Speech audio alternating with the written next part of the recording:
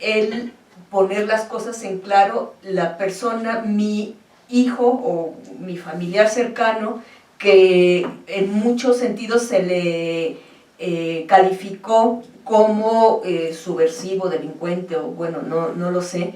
Ahorita con este esclarecimiento histórico ya se le está dando su valor, su carácter de haber sido una víctima. Creo yo que ha sido como reparador, pero creo que faltan estudios precisamente para ver ¿y luego qué? O sea, ¿qué sigue después de ese momento de haber dado el testimonio cuando en la mayor parte de los casos no se ha logrado la justicia que debería haber sido como correspondiente o como que debería haber sido como un segundo paso, un segundo momento?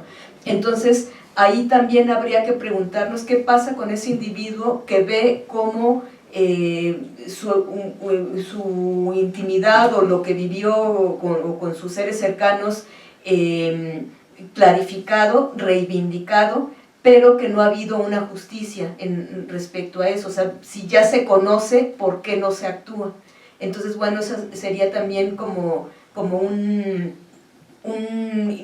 muy importante línea de investigación, tal vez en lo individual de cada una de las personas, y tal vez como muy interesante poder hacer como un estudio de caso, un seguimiento ya a un grupo de control, digo, no sé. Y también lo que señalaba el doctor González en relación con cómo calificamos o si podemos tener un concepto de la víctima. Creo que precisamente a raíz de todos esta memoria, estos testimonios, esta clarificación histórica, y gracias también a los trabajos como más académicos, o sea, bueno, aquí hablo de la clarificación en términos de las comisiones de la verdad y de otros organismos autónomos que se han encargado de esto, pero en cuestión de estudios históricos que se han realizado también en tiempo presente, de historia del tiempo presente, sí, ya no está tan claro, ya no es tan blanco y negro, víctima y victimario. Pienso, por ejemplo, en los niños que son reclutados niños soldados en los ejércitos regulares o irregulares, y que, bueno, ellos mismos son obligados o no, o sea, aquí también habría que preguntarse por la naturaleza humana, pero bueno, realizan en sí mismo crímenes. ¿Hasta dónde ellos son víctimas? ¿Hasta dónde son victimarios? ¿Podemos realmente tener una calificación, una designación de esto en este sentido? Y en relación también, o sea, aquí como que lo ligo con la memoria testimonio, porque pienso en el caso de Guatemala durante el conflicto bélico, como uno de los que yo considero como de los métodos más perversos de guerra, que fue la realización, la creación de estas patrullas de autodefensa civil, las PAC, en donde se reclutaban a los mismos indígenas para matar a los indígenas. O sea, creo que esto fue una de las manifestaciones más perversas de la guerra guatemalteca, y hay una sentencia que es de la masacre de Plan de Sánchez contra Guatemala, o sea, una masacre que se realizó en 1981, dirigida a grupos indígenas. Prácticamente destruyeron esta comunidad de Plan de Sánchez precisamente, y los pocos sobrevivientes salen, o sea, se van. Quien realizó esta masacre primordialmente fueron las PAC, las patrullas de autodefensa civil. Entonces, y bueno, fue dirigida contra indígenas maya achí de esta rama lingüística. Entonces, los pocos sobrevivientes huyen a la montaña porque se niegan terminantemente a ser miembros de las patrullas de autodefensa civil, que era lo que buscaban también, reclutar dentro de este grupo. Entonces hay testimonios. Me acuerdo mucho de un testimonio de un señor apellido Jerónimo, donde él narra todas realmente las vicisitudes que tuvo, el gran sufrimiento, casi muriendo de hambre, de frío en las montañas. y entonces, porque se negaba a ser parte de las PAC. Y lo que a mí se me hizo muy triste de todo, o sea, bueno, todo por supuesto es una cosa tremenda, toda la descripción de la masacre, pero una de las cosas a las que quisiera ahorita hacer colación o llamar la atención es que se rinde, o sea, dice, por más que me resistí, no lo pude evitar, y finalmente me adscribí o me reclutaron, formé parte de las patrullas de autodefensa civil. Y entonces yo pensé, bueno, ahí termina la historia, pues, o sea, o ahí termina el testimonio de esta persona. Entonces yo pensé, hasta aquí vimos la narrativa, el testimonio, la memoria de la víctima, que fue victimizada precisamente por las PAC. Pero en la siguiente sentencia, o en la siguiente historia, o en la no historia, pero que no va a ser contada, pero que sí sucedió, no veremos a este señor Jerónimo, ahora miembro de las PAC, también cometiendo estos mismos actos atroces. Entonces por eso también como que me llamó la atención lo que comentaba el doctor González acerca de o sea, que se puede ser como muy elástico en o incluso como, creo yo, como muy ambiguo, y la imposibilidad con los lentes que tenemos ahora, o las herramientas metodológicas, ya no ser tan fácil de poder catalogar dónde es la víctima y dónde es el victimario. Bueno, gracias. Bueno, gracias a los tres, gracias Eva. Y bueno,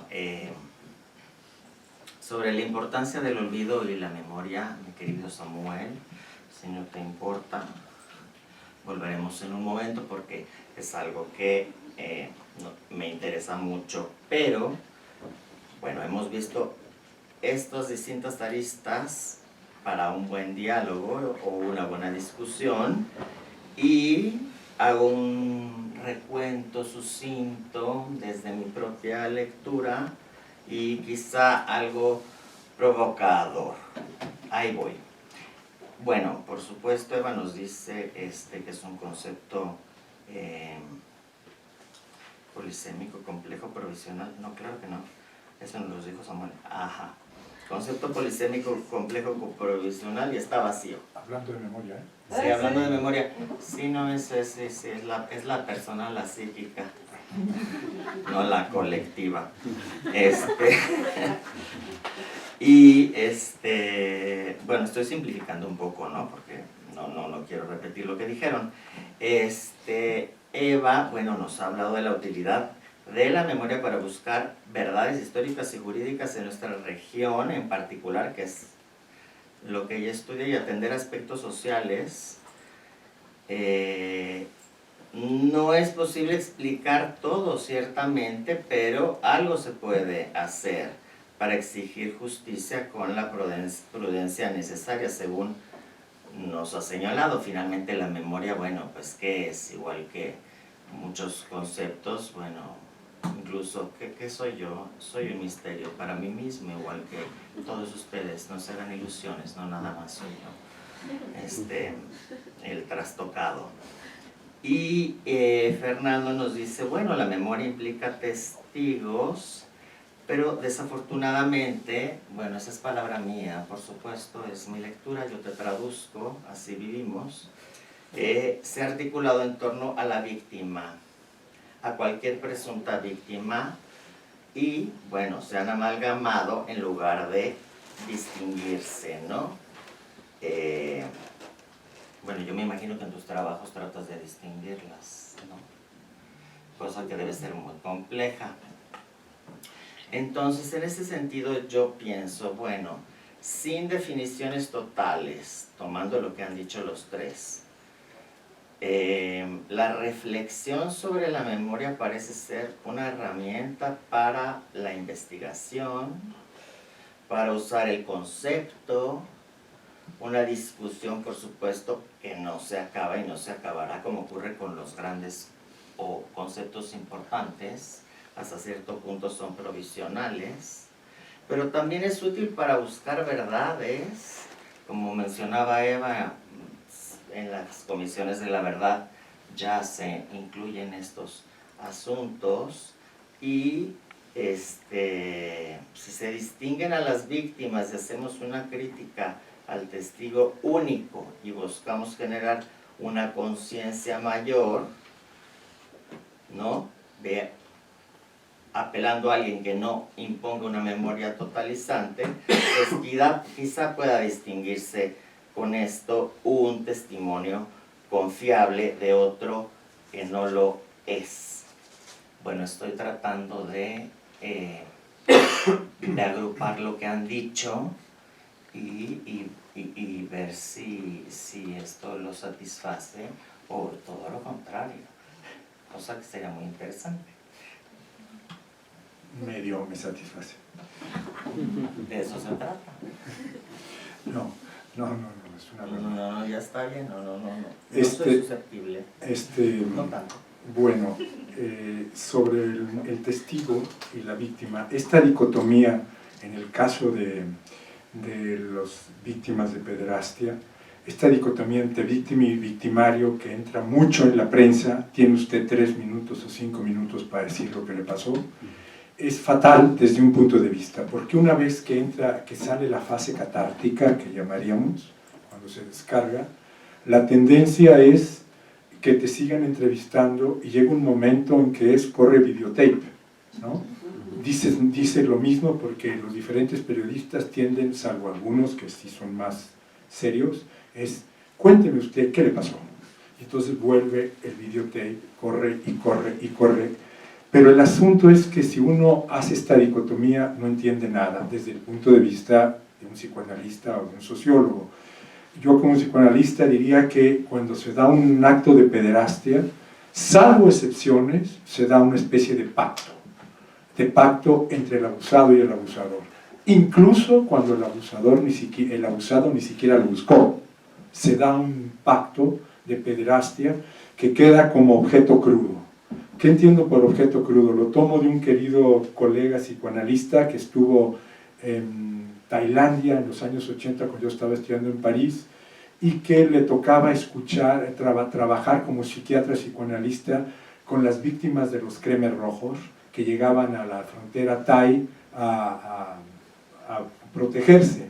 Y fue el caso de un muchachito de 10 años que soñaba rojo. Y entonces el psiquiatra rápidamente dijo, está psicótico, sueña sangre, sangre. Mi amigo Andrés Martínez Corso, al que le rindo tributo por su capacidad clínica, dijo, no, permítanme un traductor, quiero hablar con él. Empieza a hablar con él y le pregunta, ¿qué te pasó? Entonces cuenta cómo llegaron los cremes rojos a su aldea y empezaron a matar a todos, ¿no? A diestra y siniestra, y él se logró esconder detrás de las letrinas del pueblo y estuvo 3 días hasta que empezaron a podrirse los cadáveres y se fueron los cremes rojos. Y de ahí huyó hacia la frontera Thai, donde lo recibió el equipo de mi amigo Andrés. Entonces el niño le dijo, es que en mi cultura, si uno no entierra a sus muertos, quedan flotando. Y entonces le dijo a Andrés, ¿y qué hay que hacer? Una ceremonia. Entonces el simbolizar un hecho así de brutal, de crudo, empezó a remitir el síntoma, empezó a remitir el sueño, no estaba psicótico, simplemente había algo totalmente desimbolizado. Y eso él le llamó en un texto que después me ordenó, lo traduje al español, lo hizo en francés, que lo quemara, todos los textos, porque él está hecho para desaparecer. A Andrés no le gusta manifestarse, es como el antinarcisismo en ese punto, pero yo salvé 2 libros, porque me parecieron valiosísimos su texto, digamos, ¿no? Y este objeto crudo lo traslado al pacto de pederastia, donde algo queda no hablado, donde el sujeto, hay una asimetría en la relación. Ahí el sexo se usa, es una relación de poder donde pasa por el sexo. Y en esa asimetría el niño no espera ni del padre, ni del abuelo, ni del sacerdote, ni del maestro que le haga lo que le hizo. Es la sorpresa. Y ahí se queda enganchado. Puede que lo haga 1 vez, 2 veces que le haya pasado, o puede que se convierta en efebo. Queda un objeto crudo, que de no ser hablado, de no ser simbolizado, de no ser enfrentado, el peligro que tiene es quedarse de víctima de tiempo completo, profesional, Y si además se topa con la iglesia o se topa con el Estado y sus jueces que no le rinden justicia, más. Entonces el resto de su vida se la pasa buscando que le rindan justicia. Es lo peor que le puede pasar a un sujeto. En cambio, si logra elaborar lo que le pasó, tiene las posibilidades de descentrarse y decir, si el Estado no me rinde justicia o mi iglesia no me rinde justicia, finalmente yo puedo haber denunciado, aunque no logré lo que yo esperaba, que lo metían a la cárcel, ¿sí? Pero cuando menos me logro desligar, hay más chances. Entonces lo que yo podría decir a lo que dice la doctora. Sí.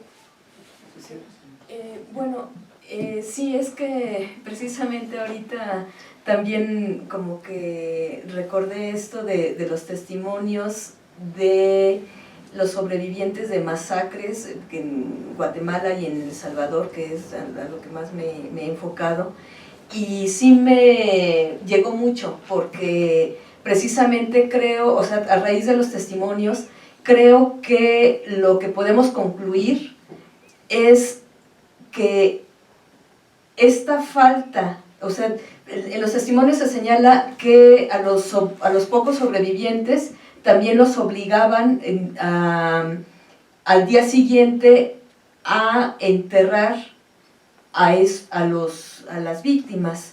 Entonces un testimonio dice, se convirtió en un entierro salvajísimo. Este calificativo a mí se me hace muy fuerte. O también ver los sobrevivientes regresar a la comunidad y ver que sus familiares, sus seres más cercanos, más queridos, estaban siendo devorados por los animales o en condiciones tremendas de mutilaciones, muchas masacres. El modus operandi en Guatemala y en El Salvador intervenía el quemar las casas con las personas adentro. Entonces lo que narran especialmente en los juicios ante la Corte Interamericana, por un lado son los testimonios de las víctimas y en donde se ve la importancia de los ritos funerarios. O sea, bueno, sí, la muerte fue algo tremendo, pero creo yo, a través de leer o después de leer esos testimonios, que lo más tremendo es que se les canceló la oportunidad de que los muertos, o sea, esta comunión con el universo que hay en las comunidades indígenas y en otras religiones, donde se tiene que hacer determinados ritos para que la persona que murió pueda reintegrarse al universo y pueda en algún sentido volver a la vida. Entonces es como un proceso circular. Pero entonces cuando no hay estos ritos, se interrumpe o se evita o no se puede dar este proceso tan importante. Y entonces el alma queda como vagando, lo cual para una persona, el sobreviviente, es algo tremendo, porque precisamente no puede como encontrar paz. O sea, esto también, como la importancia de los testimonios, también añadiría yo, o sea, como algo concatenado a la importancia que ha habido también de los peritajes, porque en estos peritajes que estoy narrando en esto de la importancia de los ritos funerarios, también se ve como muy bien explicado la importancia que tiene para, en este caso que les comento de los mayas achís, pero bueno, en general de toda la cultura maya o indígena o que tiene como algún vínculo espiritual, pues. Entonces, bueno, también eso quería comentar. Un minuto. Ahorita que hablaste de esto, nomás, no sé si viste la película de Lanzmann, El último de los injustos, que es sobre este campo de exterminio judío, no de exterminio, de concentración, donde, lo que mencionabas en el caso de los guatemaltecos, los nazis eligen a un judío para que coordine el campo, es el que muestran a la Cruz Roja para ver que los nazis no matan ni asesinan en ese momento, y les dicen, tienes que mandar tanta gente cada cierto tiempo a Auschwitz. Y entonces la mayoría de los rabinos judíos se suicidan, y este es el único que no se suicida. y es el que testimonia con Lasman en la película El último de los injustos. Y la otra, que hablaste de ir a enterrar a los que acaban de asesinar, me imagino que estás aludiendo también a los Sonderkommando de los nazis, de los que les tocaba llevar a los cadáveres o meterlos desnudos a la cámara de gas y después limpiar las cámaras de gas, o sea, judíos, que tenían que hacer esa terrible labor.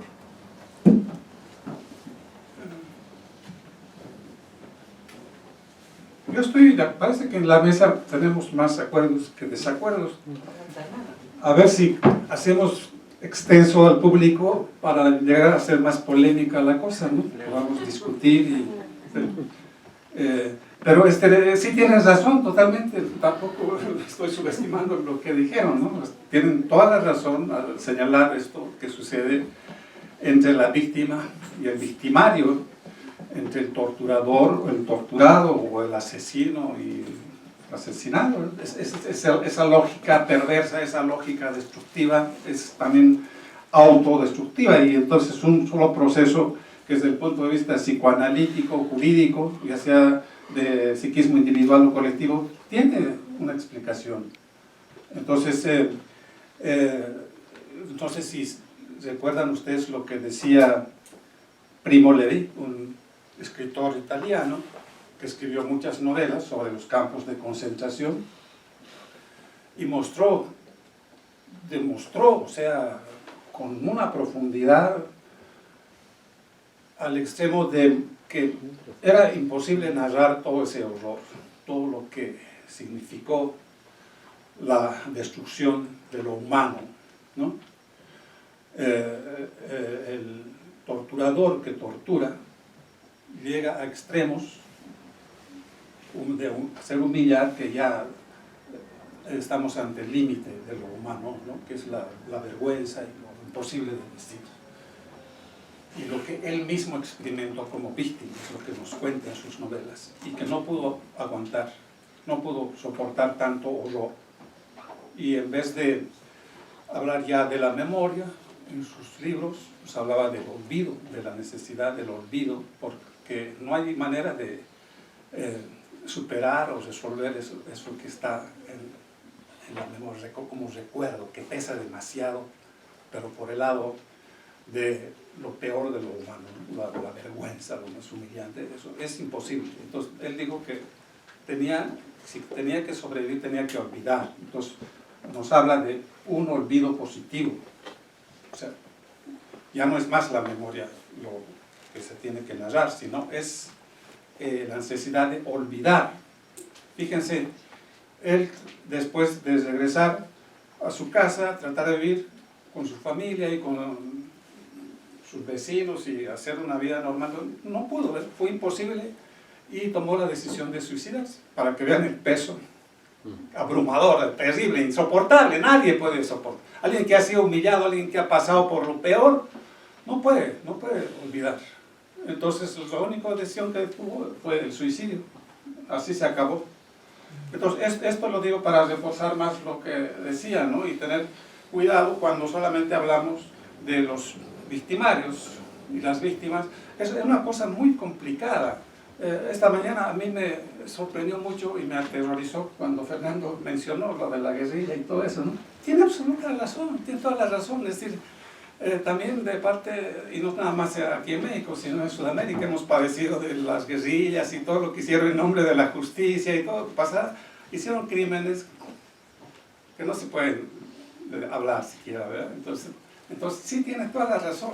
Hay que hablar tanto de víctimas como victimarios, ¿no? Y no ser maniqueístas ni ser tan duales. Es muy difícil el problema. Pero yo les digo, yo coincido mucho con este escritor italiano, es decir, que hay que ver cosas que no se ven, ¿no? Hay que ver, si nada más nos hablan del olvido como algo negativo, hay que ver su lado positivo, y el olvido también implica sobrevivir, ¿no?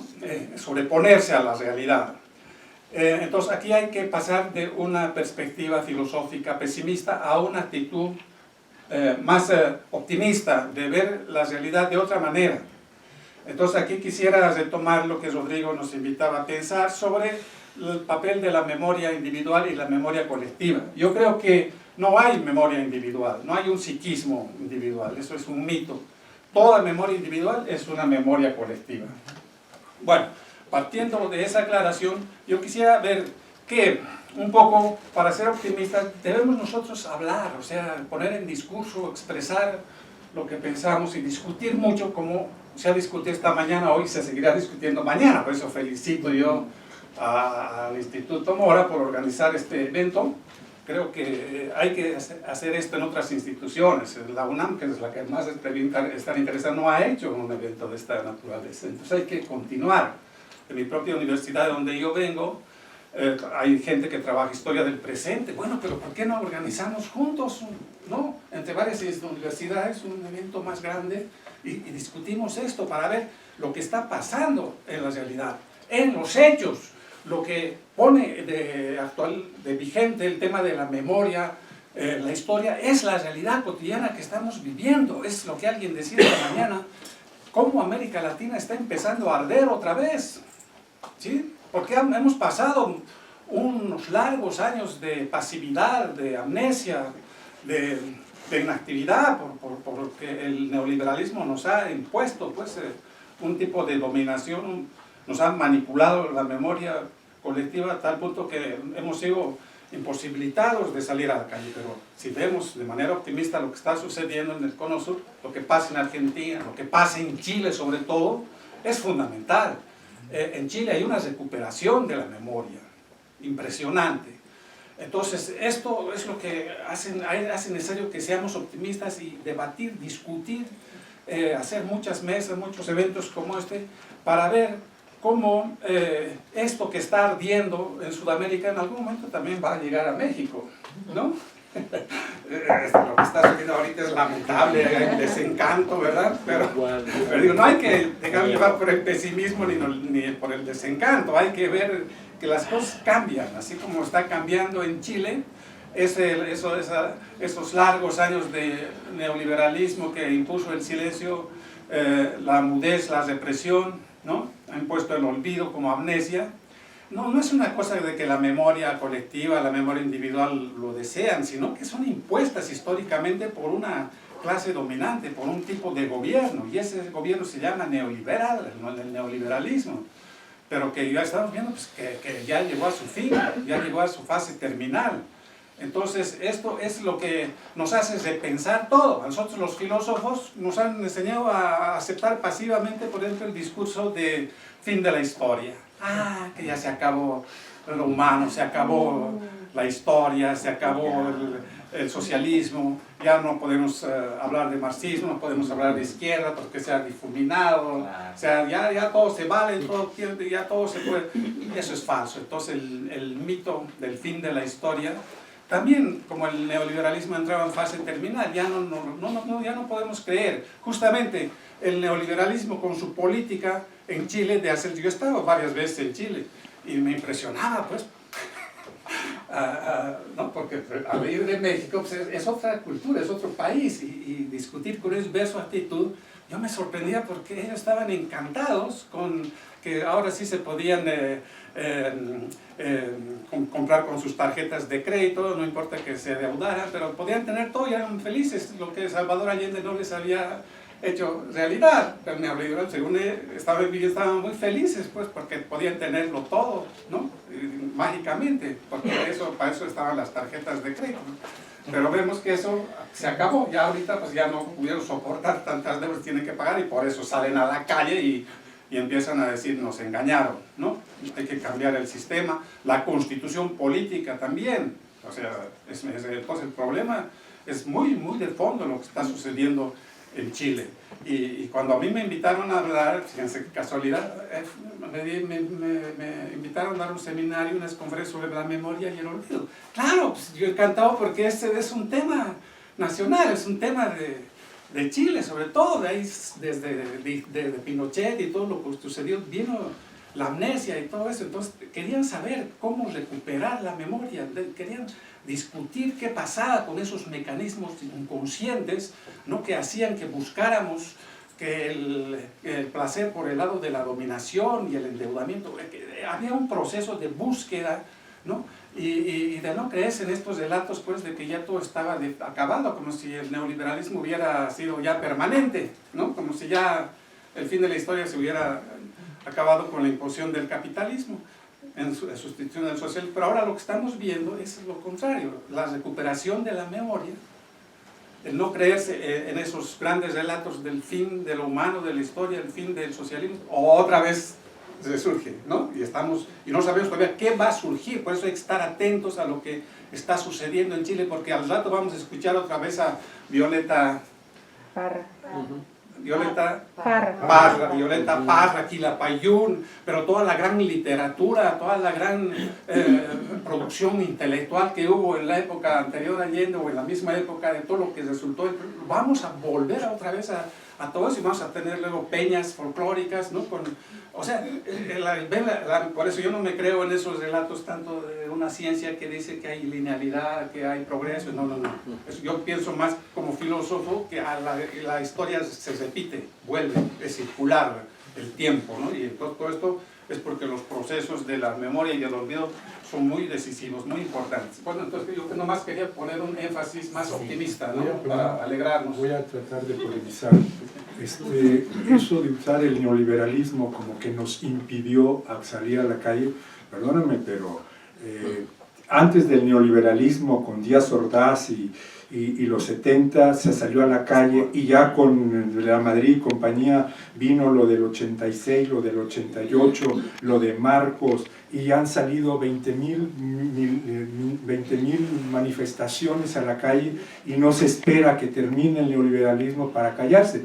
Me imagino que los argentinos todavía no terminan el neoliberalismo, ni está por terminar, aunque alguien ha decretado que ya por decreto, a partir de que él lo dice, se acabó, y sigue, y se están rebelando, y en Chile se están rebelando. O sea, el neoliberalismo creo que no se puede utilizar como antes se utilizaba la ideología dominante, el poder dominante, que es una posición que homogeneiza y pone dominantes y dominados como si fueran homogéneos en un lado y en otro, como en los tiempos de Armand Martellar, los 70, donde la televisión te alienaba porque el receptor era unívoco, y entonces si tenía un determinado tipo de mensaje supuestamente unívoco, te alienabas unívocamente. Creo que no es el caso.